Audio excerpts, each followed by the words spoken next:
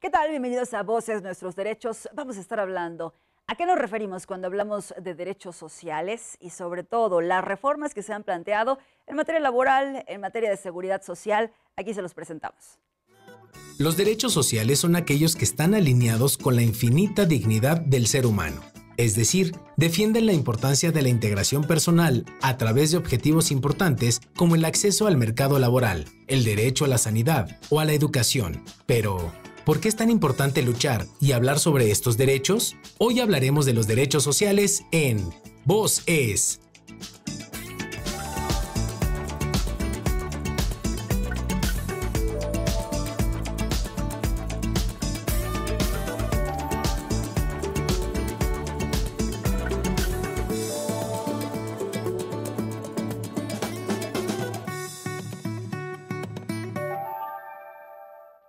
¿Qué tal? Bienvenidos a Voces, Nuestros Derechos. Muchísimas gracias por acompañarnos a través de las señales del Instituto Morelense de Radio y Televisión. Hoy tenemos un tema muy importante, así que los invitamos a que se queden con nosotros en la próxima media hora porque estaremos hablando acerca de los derechos sociales. Para esto agradezco que nos acompañe el doctor Óscar Javier Apáez. Bienvenido. No, muchas gracias. Un honor estar aquí y sobre todo poder compartir el conocimiento que tenemos y la divulgación de cualquier información relacionada con el derecho. Déjame también decirle a la gente, porque seguramente te ve muy joven, pero bueno, tiene una amplísima experiencia en muchos campos de la investigación del derecho. Actualmente, bueno, él es doctor en Derecho y Globalización y actualmente se desempeña como investigador y jefe de procesos académicos del doctorado en Ciencias Jurídicas de la Universidad La Salle, México, además de haber hecho estancias de investigación en varias partes del mundo, entre ellas allá en Alemania. Y primero que nada, Óscar, quisiera que nos platicaras, porque cuando abordamos este tema, derechos sociales, seguro la primera pregunta es, ¿a qué nos estamos refiriendo? ¿Cuáles engloban esta categoría? Bueno, pues como lo acabas de mencionar, es una categoría que engloba tradicionalmente al derecho del trabajo, al derecho de la seguridad social y al derecho agrario en nuestro país, pero bueno, en algunos otros países también se considera el derecho económico o algunos otros derechos que tienen características de proteger a clases sociales que se encuentran con imposibilidad o con trabas para poder ejercitar sus derechos a comparación de otras clases sociales, ¿no? Y en este caso, pues sí es importante aclarar que muchas veces se confunden los derechos sociales con los derechos que protegen a grupos vulnerables, ¿no? Si te fijas, el derecho laboral protege trabajadores, el derecho agrario a las personas que son posesionarios o titulares de derechos ejidales o comunales en nuestro país, y el derecho a la seguridad social a las personas que por su relación de trabajo pues tienen acceso, en el caso de México, al IMSS, al ISSSTE, o los militares al ISFAM, que es el Instituto de Seguridad Social de las Fuerzas Armadas. Entonces, los derechos sociales se podría decir que son esta categoría, este conjunto de derechos, de disciplinas del derecho, que contemplan una protección de una persona que pertenece a una clase social que puede verse impedido para poder estar en una relación equilibrada y justa con la persona a la cual desarrolla ya sea tanto su trabajo como su manera de vivir, en el caso de las comunidades agrarias, ¿no? Los veríamos entonces como esta posibilidad de hacer el equilibrio, sí, de lograr que entonces haya una relación que esté regulada desde luego por el derecho, pero que intente quizá equilibrar para los grupos que ya nos has dicho, ¿no? Todos los que se incluyen en este campo. ¿Hablamos de derechos humanos? Así es, hablamos de derechos humanos porque tradicionalmente México tiene o ostenta con orgullo la distinción de ser el país que por primera vez colocó a nivel constitucional los derechos sociales. Allá en 1917, con esta promulgación del artículo 123 constitucional,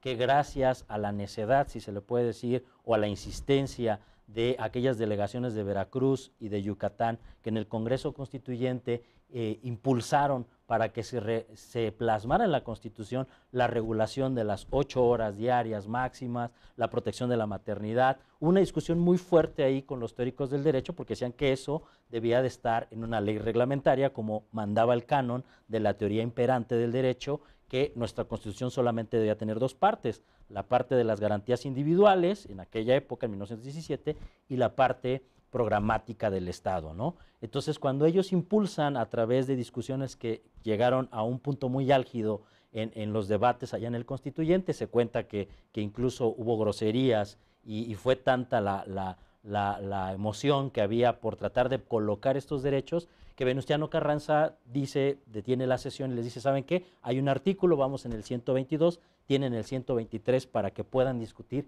qué temas pueden estar plasmados. Se plasman en la Constitución e históricamente México se adelanta a todas las naciones a contemplar el derecho al trabajo, el derecho a la seguridad social de manera específica, después el artículo 27 con el derecho agrario, pero por primera vez en el mundo pues tuvimos en nuestra Constitución como garantías constitucionales, y cuando viene el cambio del paradigma que se da a raíz de la Segunda Guerra Mundial en 1948, que se celebra esta Declaración Universal de los Derechos Humanos, México la ratifica, la suscribe, y dentro de esta Declaración Universal se contempla tanto el derecho al trabajo como el derecho a la seguridad social. Entonces sí estamos hablando de que los derechos sociales forman parte de los derechos humanos, o mejor dicho, son derechos humanos.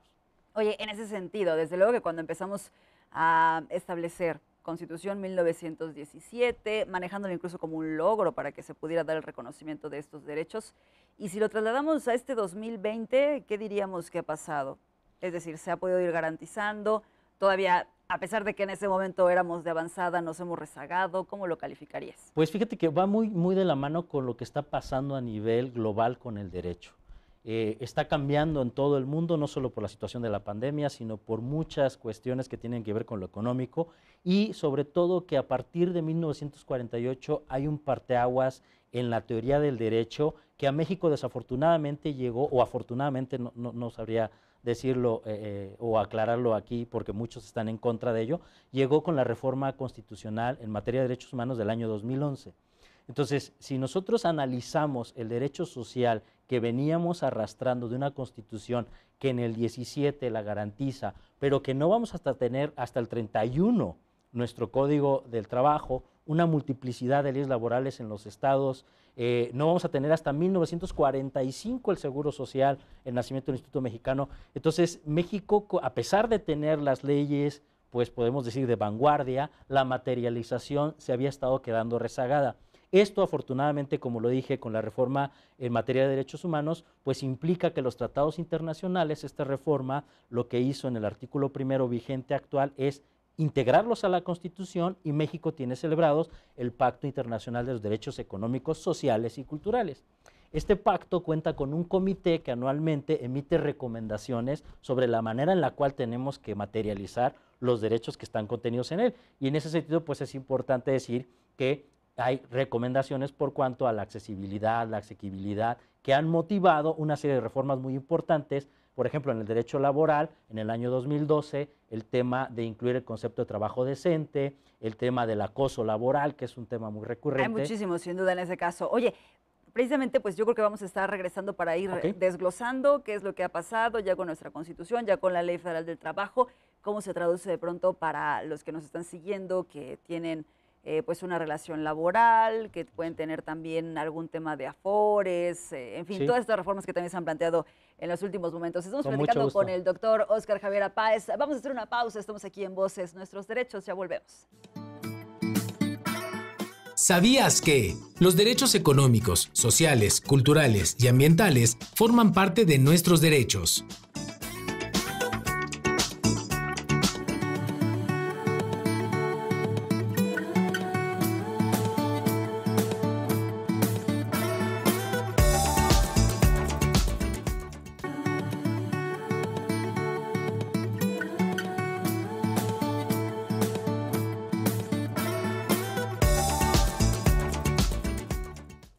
Muchísimas gracias por seguir con nosotros aquí en Voces Nuestros Derechos. Estamos platicando acerca de derechos sociales con el doctor Óscar Javier Páez. Ya nos hablabas pues, de los logros, que así los podremos calificar de pronto, de muchas causas, de luchas que se tuvieron para poder llegar a tener entonces establecidos o reconocidos estos derechos sociales.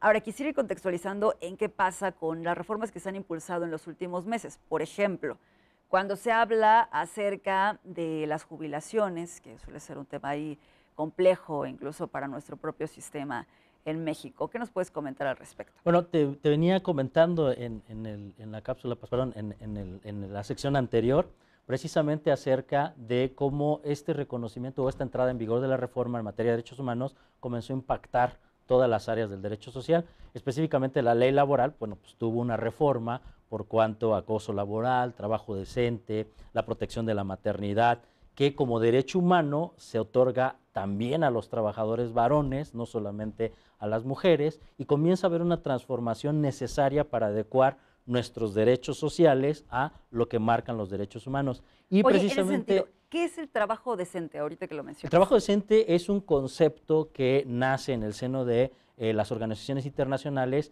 en donde nos menciona que cualquier trabajo que se realice debe de reunir una serie de elementos mínimos para considerarse que respetan la dignidad de los trabajadores. De ahí la decencia en el concepto trabajo decente, que atiende a los elementos mínimos para que pueda ser digno para una persona, e implica pues que el trabajo contenga una protección de seguridad social, que tenga un salario que alcance para satisfacer las necesidades de la persona que es trabajadora, pero que también contemple una realización integral del ser humano en su dignidad. Es decir, que no viva para el trabajo, sino que el trabajo le sirva para desarrollar una vida digna.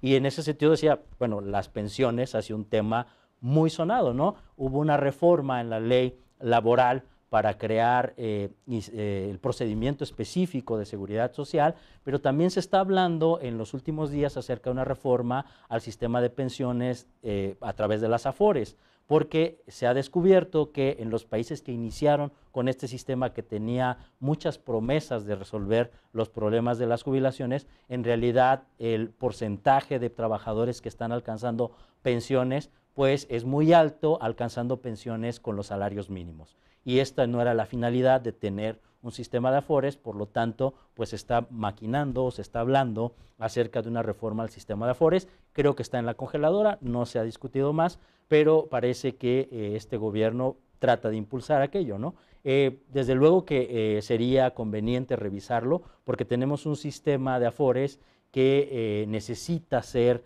revisado bajo la lupa de esta idea de un trabajo decente, que la pensión que vaya a alcanzar un trabajador al final de su vida laboral, pues le permita proveerse una vida digna, ¿no?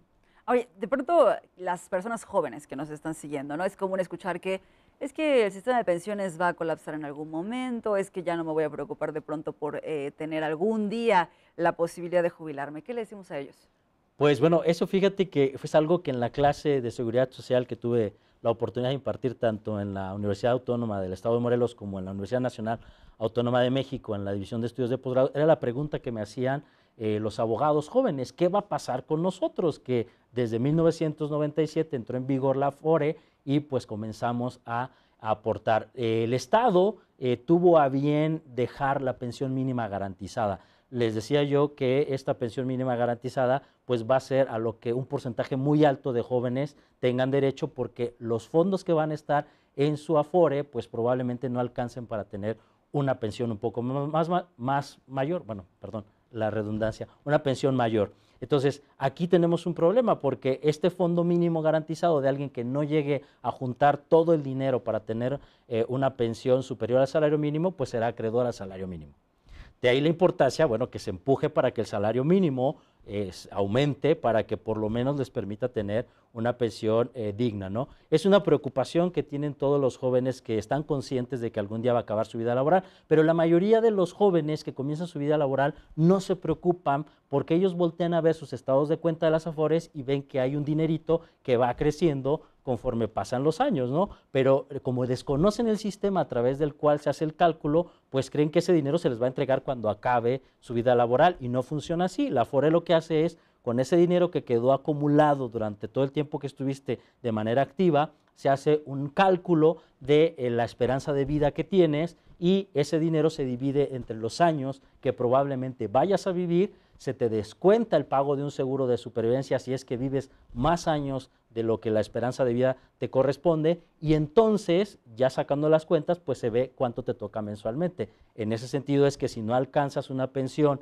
que sea por lo menos el salario mínimo, el Estado mexicano tiene que entrar a cubrir lo que te falta para tener esa mensualidad. Entonces, la preocupación es doble cuando comienzan a conocer estos datos, pero también es doble para el Estado, porque el Estado va a tener que entrar a pagar, es decir, los contribuyentes activos tendremos que entrar a pagar ese subsidio que se tendrá que dar a las generaciones que no alcancen una pensión de al menos un salario mínimo mensual, ¿no? Claro, ahora déjame platicar también seguramente de otro asunto que a la gente se le viene a la cabeza, sobre todo cuando hablamos de afores, temas de seguridad social y demás. Hay otras reformas que también se están planteando respecto al Infonavit, sobre todo para que se pueda acceder a los recursos y que ya no necesariamente se tenga que hablar de una casa con una constructora de ciertas características. ¿Qué opinión te merece eso? Bueno, yo creo que tanto en el derecho laboral como en el derecho a la seguridad social hay cosas que la ley prevé de una manera ideal y ya en la materialización es cuando encontramos pues irregularidades, ¿no? Durante mucho tiempo se habló de estos grandes consorcios constructores que bajo una idea de lo que era para ellos una vivienda digna, pues construían evidentemente casas muy pequeñas. Hay un caso famoso que tiene que ver con derechos humanos en donde la Corte falla a favor del trabajador porque una persona compra su casa de Infonavit y esta casa de Infonavit pues está muy bonita cuando la va a ver, cuando se la muestran, la casa muestra, y cuando ya llega a la entrega de su casa, pues tenía algunos vicios evidentes, ¿no? Pero no solo eso, sino que además la zona habitacional estaba en un lugar que era muy peligroso, la zona habitacional estaba en un lugar donde no tenía los servicios de agua potable corriente todos los días, sino que había tandeo, no tenía drenaje, tenía fosa séptica, y entonces esta persona acude a los tribunales laborales para pedir pues rompan ese contrato con el Infonavit y que le regresen su dinero. Esto desde luego, desde un punto de vista positivo, bajo la teoría de las garantías individuales, pues debería ser en una materia civil y no laboral. Hay una discusión por cuanto a la competencia y al final de cuentas la Corte resuelve que no es de competencia civil porque cuando alguien oferta una casa para un trabajador a través de un crédito de naturaleza laboral, debe de proveerle todos los requisitos para la existencia digna. Bajo el concepto de trabajo decente, su vivienda debe de tener las características dignas y entonces obliga tanto a la constructora como a las autoridades a que provean los elementos para que esa casa que ya tiene el trabajador cuente con drenaje, cuente con drenaje, agua potable, provea de seguridad, porque también en la demanda se alegaba que ya se habían metido a la casa a robarle las cosas, y entonces es la importancia del derecho, y ahora que lo mencionas, si alguien quiere hacer una reforma o el gobierno está planteando una reforma bajo esa perspectiva, pues yo la aplaudo, ¿no? Pero si se está haciendo una reforma que no es esa perspectiva, sino simplemente atacar a las constructoras, pues habría que valorarlo, ¿no? Porque evidentemente también las constructoras pues juegan un papel importante dentro de la economía. Entonces creo yo que si se atiende o tomamos criterios de dignidad humana, cualquier acción del gobierno será justificable, pero si no encontramos criterios que atiendan a materializar derechos sociales conforme a esta dignidad humana, pues habría que pensar que es algo más político que en realidad para beneficio de los trabajadores, ¿no? Seguro muchas personas ya se pusieron en el supuesto cuando hablas de las viviendas, los tipos de viviendas y demás, pero vamos a regresar en unos instantes. Estamos aquí en Voces Nuestros Derechos platicando con el doctor Óscar Javier Apáez. Ya volvemos. ¿Sabías que los derechos sociales son aquellos que facilitan a los ciudadanos o habitantes de un país a desarrollarse en autonomía, igualdad y libertad, así como aquellos derechos que les permiten unas condiciones económicas y de acceso a bienes necesarios para una vida digna?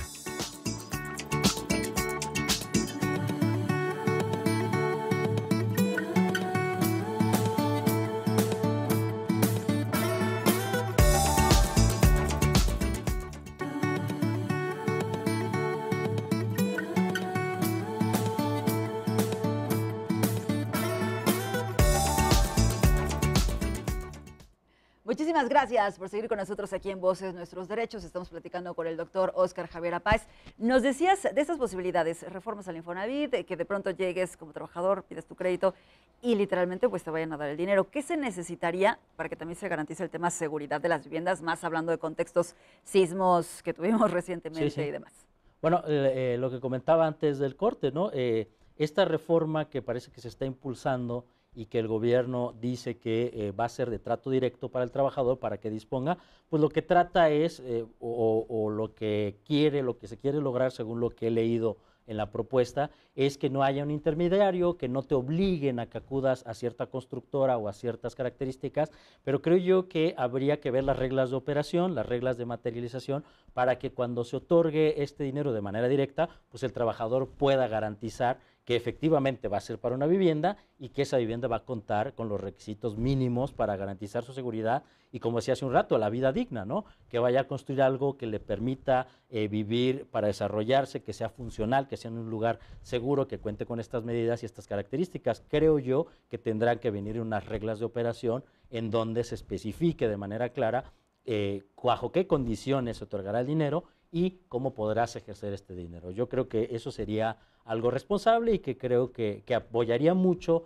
para evitar caer pues obligatoriamente en algunas constructoras, no digo que todas, pero sí sabemos que hay muchas constructoras que pues creaban viviendas con unos costos altísimos para pagar, pero de bajísimo presupuesto para ellos, ¿no? Entonces, creo que por ahí podría ir el asunto y creo que sería lo más adecuado, ¿no? Tener unas reglas de operación claras para que el trabajador pudiera gastar ese dinero en lo que es. Oye, y otra que ha estado llamando la atención en las últimas semanas, la subcontratación.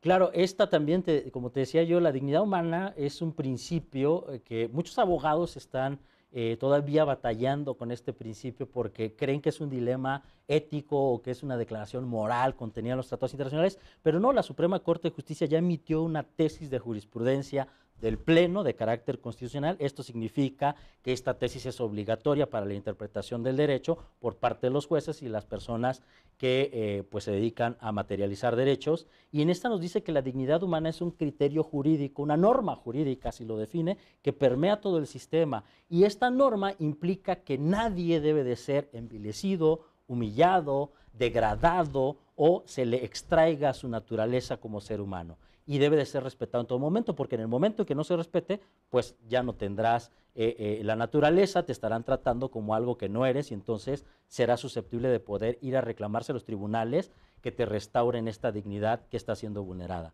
Y en relación con tu pregunta, pues bueno, el outsourcing como tal, así se le denomina esta práctica de una persona o una compañía, ente físico moral, que consigue trabajadores para colocarlos en otra empresa, por sí mismo no es malo en sí la figura. Hace un rato hablaba de las normas ideales, pues suena como una manera de lograr contrataciones más rápidas, más asequibles, pero desafortunadamente en la materialización muchos patrones lo utilizaban como una forma de evadir el pago del seguro social, el pago de algunas cuestiones de prestaciones que le resultan muy onerosas y lo veían como una manera de eludir sus responsabilidades, pero yo me voy más a la parte de la dignidad del ser humano. Creo yo que es indigno que se comercie con tu trabajo, porque si comercia alguna persona física o persona moral con tu trabajo colocándote en distintos lugares, pues le resta este carácter de humanidad o de dignidad que merece el trabajo que tú desempeñas